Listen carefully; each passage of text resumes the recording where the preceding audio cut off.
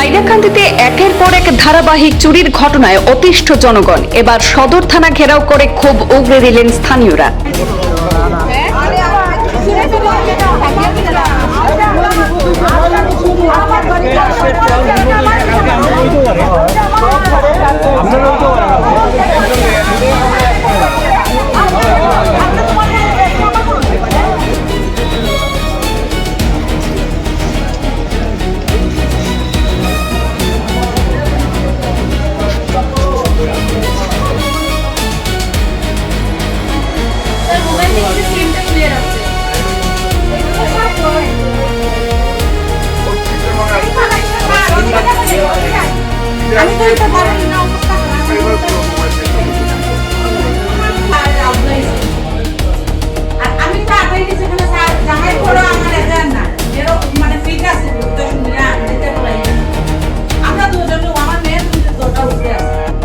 হাইলাকান্দি শহরের ৬ নম্বর এবং ৭ নম্বর ওয়ার্ডে একের পর এক চুরির ঘটনায় চরম উদ্বেগ এবং ক্ষোভের সৃষ্টি হয়েছে স্থানীয় বাসিন্দাদের মধ্যে। গত কয়েক মাস ধরে বাড়ি, দোকান এবং ধর্মীয় প্রতিষ্ঠানে চুরির ঘটনা বেড়ে যাওয়ায় নিরাপত্তাহীনতায় ভুগছেন এলাকার মানুষ। অবশেষে ক্ষোভের বিস্ফোরণ ঘটে। নারী, পুরুষ সহ বিপুল সংখ্যক বাসিন্দা একত্রিত হয়ে হাইলাকান্দির সদর থানায় উপস্থিত হয়ে পুলিশের কাছে কড়া পদক্ষেপের দাবি জানান। স্থানীয়দের অভিযোগ, সংঘবদ্ধ চোরচক্র রাতের অন্ধকারে নগদ অর্থ, স্বর্ণালংকার এবং অন্যান্য মূল্যবান সামগ্রী চুরি করে নিয়ে যাচ্ছে। তাদের দাবি, এইসব ঘটনার পেছনে নেশা ও মাদকাসক্তদের সংশ্লিষ্টতা থাকতে পারে। বারবার অভিযোগ জানানো হলেও কার্যকর সমাধান হয়নি বলে অভিযোগ উঠেছে। এদিন একটি চুরির ঘটনায় আনুষ্ঠানিক এফআইআর দায়ের করা হয়েছে। অভিযোগ পাওয়ার পরেই পুলিশের একটি দল ঘটনাস্থলে গিয়ে তদন্ত শুরু করেছে বলে জানা গেছে। এভাবে ধারাবাহিক চুরির ঘটনায় এখন প্রশ্ন উঠছে, শহরের বাসিন্দাদের নিরাপত্তা নিশ্চিত করতে প্রশাসন কতটা দ্রুত এবং কার্যকর পদক্ষেপ গ্রহণ করে, সেদিকেই তাকিয়ে হাইলাকান্দিবাসী। এখন আমার এই ৭ নম্বর ৬ নম্বর ওয়ার্ডের নাগরিক সব থানায় এসেছেন প্রশাসনের কাছে। আমি বলবো প্রশাসন ব্যর্থ। যে প্রশাসন, যে জেলা প্রশাসন হোক, পুলিশ প্রশাসন হোক, যদি নাগরিকের জানমালের নিরাপত্তা দিতে না পারে সেই প্রশাসন ব্যর্থ প্রশাসন। আমি থানাতে দাঁড়িয়ে বলছি, মানুষ যদি আমরা প্রশাসনের দায়িত্ব কি? আমাদের জানমালের নিরাপত্তা। আজকে আমাদের জানমালের নিরাপত্তা নেই। কেন নেই? আজকে যে কোনো ঘটনা হয়, আপনারা বলেন সিবিআই, ইডি সব কিছু আসে, পুলিশ যদি মামুলি চুরির ঘটনা যদি ধরতে না পারে, সেই পুলিশ প্রশাসনের দায়িত্বটা কি? যদি আমরা বুঝতে পারি যে আমার বাড়িতে মিঠু দেব, ওনার বাসাতে আগের দিন চুরি হয়েছে, পুলিশ প্রশাসন গিয়েছেন সন্ধ্যার সময়, ওই দিন রাত্রে বানেশ্বর মন্দিরের প্রণামী বাক্স চুরি হয়েছে। সন্ধ্যা রাত্রে উনি গিয়েছেন ওর বাড়িতে, রাত্রেবেলা বানেশ্বর মন্দিরের প্রণামী বাক্স চুরি হয়েছে। তার মানে আমি সকালবেলা আমিও বানেশ্বর মন্দিরে এসেছি। আমি এখানে আমার দারোগা বাবুজি গেছেন, ওনাকে বলেছি যে চুর পুলিশকে চ্যালেঞ্জ করেছে। কালকে আপনি এসেছেন, আজকে আমি আজকে চুরি করে দেখিয়ে দিলাম। এই ধরনের কি ব্যাপার?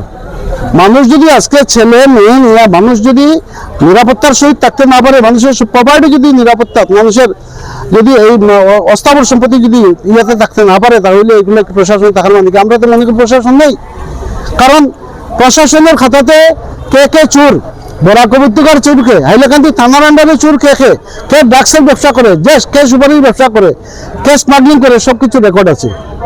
ঘটনা হওয়ার পরে পরে সেই মানুষগুলো তুলে নিয়ে আসতে হয়। তাদেরকে ভালো করে যদি চার্জশিট দেওয়া হয়, ফরওয়ার্ডিং রিপোর্ট ভালো করে যদি দেওয়া হয়, তাহলে তার বেল হয় না, বেল হওয়ার কথা নয়।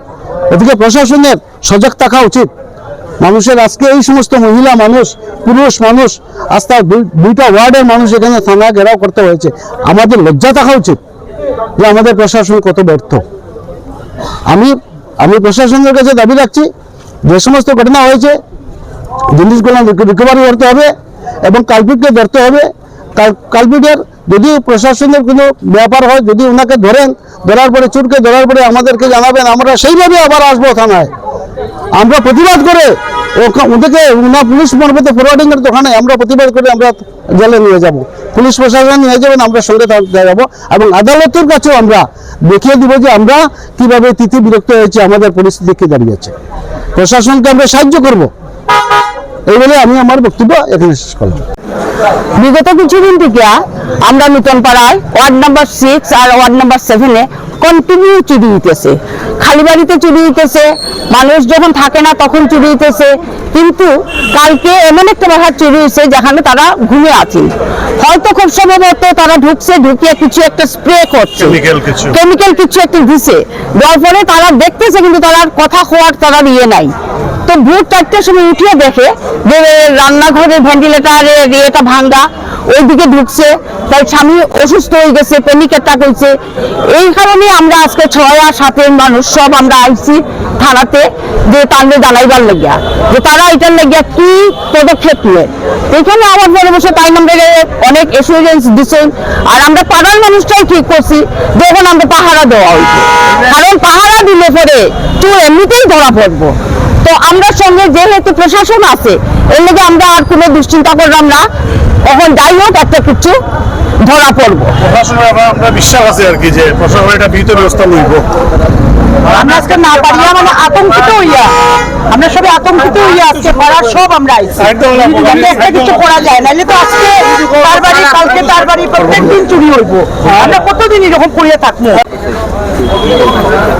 কয়েকদিন ধরে আমরা পাড়াত মানে 6 নম্বর আর 7 নম্বর ওয়ার্ডে খুব চুরি হয়। আর আজকে তার বাড়ি, কালকে এর বাড়ি, পরশু এর বাড়ি। 2 দিন আগে আমরা বানেশ্বর মন্দিরে চুরি হয়েছে, দানপাত্র ভাঙ্গিয়া নিচে গিয়া।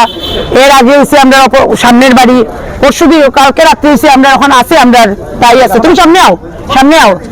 আমরা পাড়ার বেবু দাদার বউ রামপি তাই করে চুরি হয়েছে। তো আমরা আজকে সব পাড়ার সব একত্রিত হয়েছি, পাড়ার সব একত্রিত হইয়া আমরা একটা ডিসিশন করছি কিতা করা যায়। এখন এরকম যদি চুরি হইলে তো এরকম থাকা যেত না, সব আমরা আতঙ্কিত, আমরা ঘর থেকে বাড়িতে পারি না, চুরি হয়ে যায়।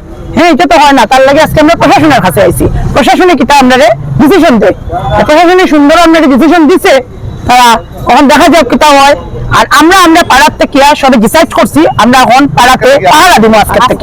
আজকের থেকে আমরা গলি ওয়াইজ সবে পাহারা দিব, তারপরে দেখা যাক কিতা হয়। এরকম তো চুরি দিনের পর দিন চুরি হইতো না, মানুষ আতঙ্কিত হয়ে গেছে, গরিব উপযুক্ত মেয়েরা আছে, এটা তো একটা অ্যাকশন হওয়া উচিত না। এখন তাই করে কালকে চুরি হয়েছে, তাই আমরা পাড়ার আমরা 6 নম্বর ওয়ার্ডে তার মুখ থেকে কিছু শুনো কেমনে কালকে চুরি হয়েছে। কালকে রাত্রে তো 12:30টার সময় ঘুমাইছি, ঘুমানোর পরে ভোরবেলা আমার হাজবেন্ড উঠছে, উঠিয়া মানে দেখে গেল যে তার মোবাইলটা নাই, দেখে মোবাইলের কাবার এক জায়গায় ফালাই, সিম এক জায়গায় ফালাই। আর রাত্রে আমি একটা বুঝছি যেমন বুঝছি আমার হাজবেন্ডে আটা উঠে করে, তাই আমি হচ্ছে খেয়ে খোয়ার পরে আমি আর কিছু করতে পারি না, স্প্রে দিছে, চোখ জ্বলে, আর মুখে দিয়ে কথা আমার আইছে না। এরপরে দিকে বেগুক আমার মেয়েরা বুঝুন তো, মেয়েরার বেগুক তাড়াতাড়ি আমার একটা 20-25 হাজার টাকা নিচ্ছে, আমার মৃত্যু পড়া গলার আংটি তা সব লইয়া গেছে, সিটি গোল্ডের জিনিস সব আস্তা করে চিত্রাইয়া ফেলাইয়া গেছে। মানে আপনারা পুলিশ স্টেশনে ও আইছে, তো কি আশ্বাস পাইছেন? সেন্টে বলছেন স্যারে মোবাইলটা পাওয়া যাবে, রিটার্ন ওখান করতে পারতাম না, তাই দরবা গেমটারে ধরার পরে বুঝবা মোবাইলটা বলছেন পাওয়া যাবে। স্যার এটা হচ্ছেন যে মোবাইলটা আমি বার করছি, রিটার্ন আমি ওখানে করতে পারতাম না, মানে মেন চোর ধরার পরে বার হইতে পারে, আশ্বাস দিচ্ছেন স্যারে। ঠিক আছে।